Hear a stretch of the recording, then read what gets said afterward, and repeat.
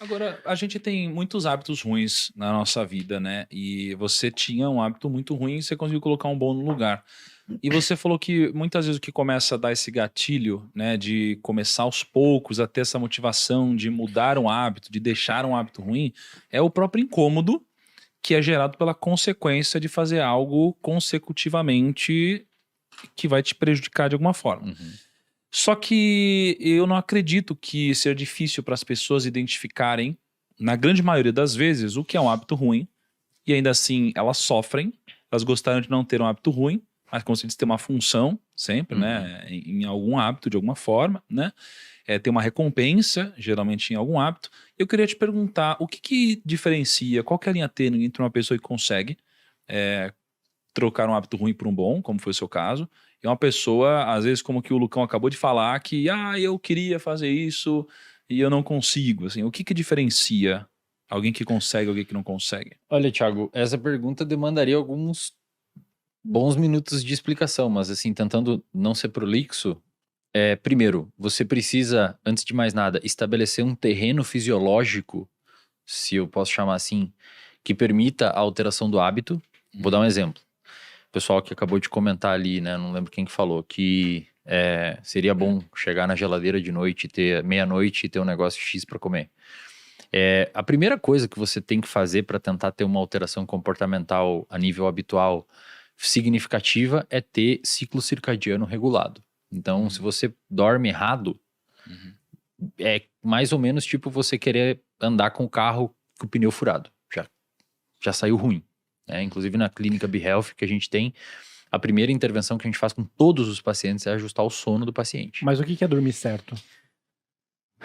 Pelo menos de 7 a 9 horas por noite. 7, 9? 7 a 9, isso. Alguns sortudos têm uma alteração genética que permite eles dormirem 6 a 6 horas e meia, mas é relativamente rara essa alteração, e se você está pensando que tem em casa, provavelmente você não tem. Não, mas eu acordo bem. Na verdade, tem estudos mostrando que se você priva pessoas de sono, por exemplo, bota no laboratório, esse estudo foi feito pelo Matt Walker, neurocientista hoje que é o mais pica assim, na área do sono. Levou a galera pro laboratório, lá nos Estados Unidos faz muito isso, tem grana pra fazer, né? No Brasil não tem pesquisa pra isso. E deixa um grupo dormir 8 horas, um grupo se acorda com 6, um grupo acorda com 4 horas de sono, outro grupo vira à noite. Quando você vai ver no outro dia, ou fazendo isso consecutivos dias, o grupo que dormiu 8, quando você vai aplicando sucessivos testes de função operacional do cérebro, memória verbal, linguagem, raciocínio, velocidade de processamento de informação, o grupo que dormiu 8 horas é o que vai mais rápido. Eles são cognitivamente mais afiados. O grupo que dormiu 6 é um pouco pior, o que dormiu 4 é pior e o que virou à noite é uma desgraça. E quando você aplica um teste de percepção subjetiva de cansaço, ou seja, você pergunta, Thiago, como é que você tá aí, cara, depois dessas noites dormindo 6 horas? O grupo que dormiu 6 horas responde que tá tão bem quanto o grupo que dormiu 8. Mas quando você vai mensurar objetivamente a função cognitiva, eles estão pior. Ou seja, em outras palavras, você fala, não, eu tô bem, mas quando a gente vai avaliar, você não... Entendi. Né? Então, dormir bem 7 a 9 horas por noite, para a população em geral, mas tem exceto crianças, tá? Criança dorme mais mesmo. Mas tem a gente falou aqui que tem um período, 7 a 9 horas, mas tem assim, cara, porque tem aquela galera que fala assim, eu sou um cara noturno. Não tem não existe paradas assim. Não existe mas humano. Não tem uma galera que funciona melhor de manhã. Sou criativo às 3 da manhã. Não. É o Batman. Eu trabalho à noite. Cara, não existe animal, o ser humano não é noturno. Alguém enxerga no escuro aqui? Não enxerga. A gente não é noturno. Mas não tem aquele negócio, tipo, eu trabalho melhor de manhã. Tem os cronotipos. Então, o que é isso? Mais ou menos 50% é a divisão de matutino e vespertino. Matutino é tipo eu durmo 9h40 da noite e 9h40, 10 horas da noite eu durmo e acordo 5h30, 6 horas. Naturalmente, se deixar, meu cronotipo é assim. E outras pessoas são vespertinas. Tendem a dormir 10h30, 11, 11h30 e acordar 8, 8h30. Mais que isso não existe, tá? Mas eu acordo às 11, eu sou vespertino. Não, você tá errado, tá dormindo errado. Você o quê? Vagabundo? Então? É vagabundo. Quando você chegava da escola, assim, você da época da Não, mas escola, você mas ele chegava falou que- 1 da tarde, dormia a tarde inteira.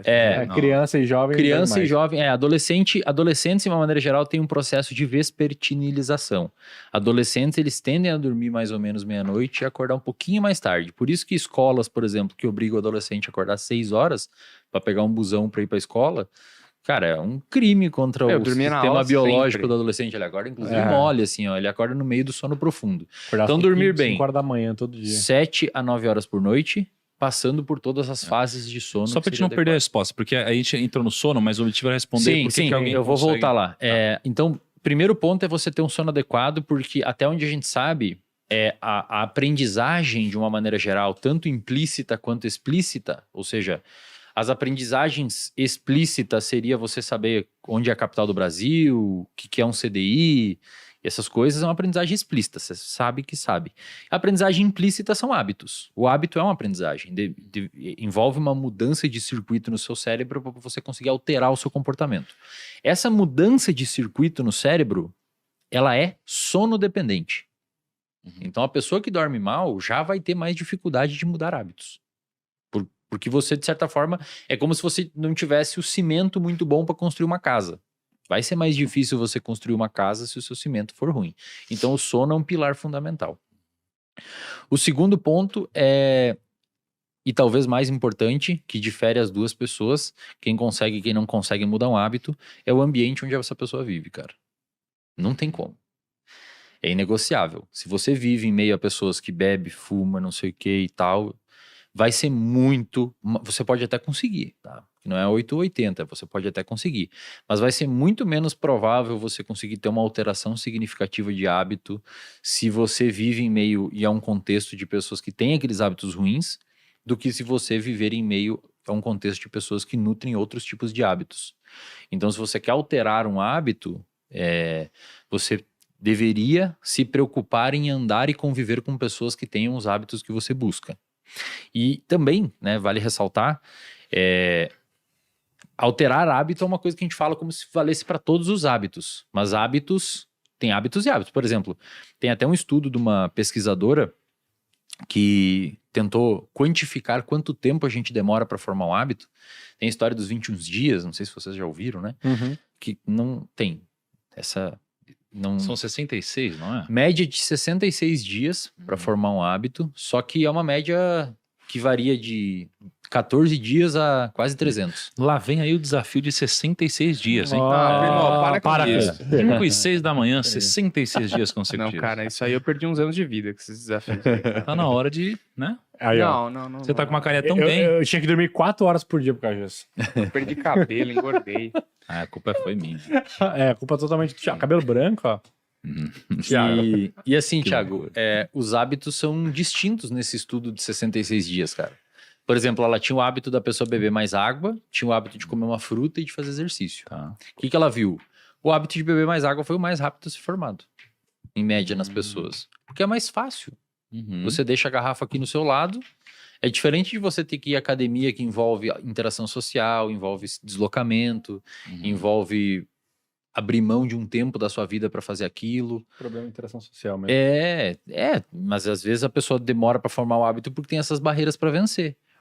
Então, hábitos mais simples são mais simples, hábitos mais fáceis são mais fáceis de formar, e hábitos que envolvam um complexo muito grande acabam demorando mais.